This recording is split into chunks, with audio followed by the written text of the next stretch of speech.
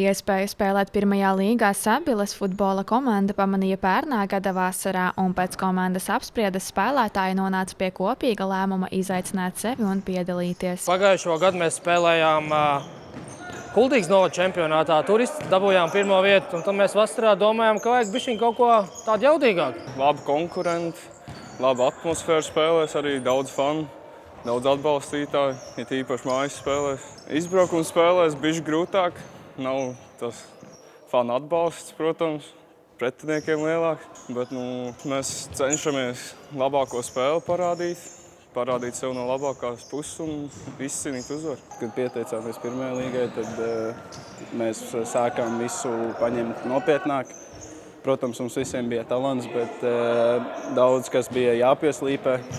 Un, lai mēs būtu asāki un vairāk sagatavojušies spēlēm. Pirms pirmās spēles, kad izgājām spēlē uz laukumu, bija tāda sajūta, vai esam vai neesam gatavi. Bet tad, kad mūsu komanda sāk rādīt rezultātu, tad es sapratu, ka mēs esam gatavi. Izaicinot sevi dažādos čempionātos, var ne tikai uzkrāt lielāku pieredzi, bet arī padarīt sezonu aizraujošāku. Man kā vārdsargam tā ir ļoti liela pieredze, jo tāpēc, ka tur ir arī tie paši jauni spēlētāji. Un no tiem jauniem spēlētājiem tu jau nezini, ko viņi būs gatavi izdarīt.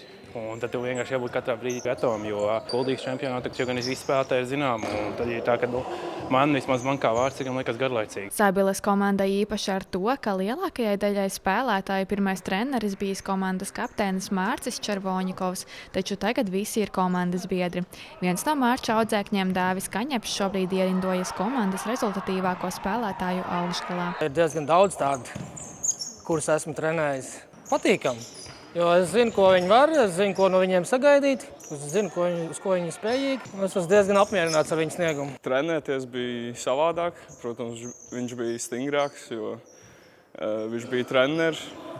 Bet spēlēt arī no viņa daudz ko var mācīties. Ļoti laba pieredze un ļoti zinoši futbola sfērā. Tāda nostalģiska sajūta. Šeit bija mans pirmais treniņš un 13 gadus vēlāk mēs šeit spēlējam pirmajā līgā vienā komandā. Tāpēc kopumā diezgan tādas foršas sajūtas. Es domāju, ka pašam Mārcim arī ir prieks redzēt savus pirmos audzēkņus kopā spēlējot ar viņu. Tā kā tas ir, teiksim, tā milzīgs prieks un lepnums uz abām pusēm, es domāju. Šobrīd komanda pārstāv ne tikai Sabili, bet visu Talsu novadu, un līdz šim viņiem veicies labi, jo no 6 spēlēm piedzīvots tikai 1 zaudējums.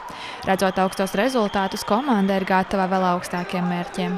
Nākamgad mēs plānojam spēlēt Mēdīju līgā, tas tā kā tāds mazs solīts uz augšu.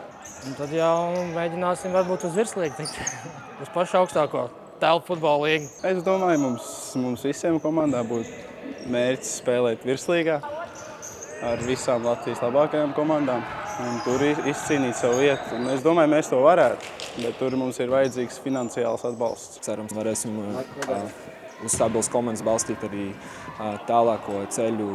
Un es ceru, ka spēlēt varbūt vēl kaut kur augstāk tieši ar šo komandu. Tā kā cerams, ka tas arī izdosies. Vispilgtāk spēlētājiem no pirmā līgas čempionāta atmiņā paliks mājas spēles, taču priekšā vēl 2 izbraukumā, kurās, lai Sabiles komanda izcīnītu uzvaru, jāizcīna vismaz 1 neizšķirta spēle.